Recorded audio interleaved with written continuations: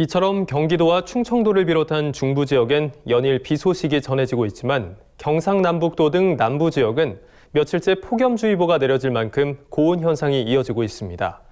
이에 최근 농촌진흥청은 지역별로 폭우 및 폭염에 따른 농작물 피해가 예상되는 만큼 농업인들이 농작물 관리에 각별히 신경 써줄 것을 당부했습니다. 보도에 김길수 기자입니다. 최근 우리나라 중부 지역과 남부 지역은 전혀 다른 날씨를 보이고 있습니다. 경기도와 충북도 등 중부 지역은 수십일째 폭우가 쏟아지며 기록적인 장마가 이어지고 있습니다. 기상청은 중부 지역의 비 소식은 오는 14일까지 계속될 것으로 내다봤습니다. 반면 남부 지역은 폭염 등 고온 현상이 지속되고 있습니다.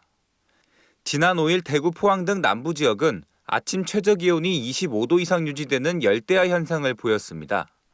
또 대전과 울산, 경상남북도 일부 지역에는 폭염주의보가 내려졌습니다.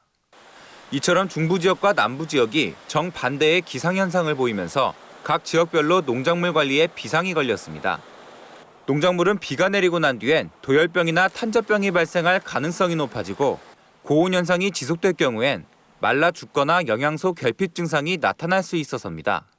중부지방에는 지속적으로다가 호우가 내리고 있고 일조량이 부족하고 그러니까 연약하게 자란 거죠. 뿌리가 약해져 있고 남부지방에 폭염이 예상이 되기 때문에 마르거나 데이거나. 따라서 최근 농촌진흥청은 농업인들이 폭우와 폭염에 따른 농작물 피해를 최소화하도록 철저한 대비를 당부했습니다. 농진청에 따르면 우선 폭우가 계속되는 경우 농가는 병해충 예방을 위해 작물별로 등록된 약재를 구비하고 안전사용 지침에 따라 방제해야 합니다. 장기간 내린 비로 작물의 생육이 불량한 경우엔 비료를 뿌려 생육을 정상화시켜야 합니다. 농진청은 또 폭염 등 고온 현상이 지속될 경우 살수장치를 통해 농작물에 수분을 공급해 줄 것을 당부했습니다. 물을 좀 이렇게 자주 주셔야 됩니다. 이렇게 해서 온도가 올라갈 때 식물이 스스로 이렇게 온도를 낮출 수 있도록 물이 부족하지 않도록 해주는 게 중요합니다.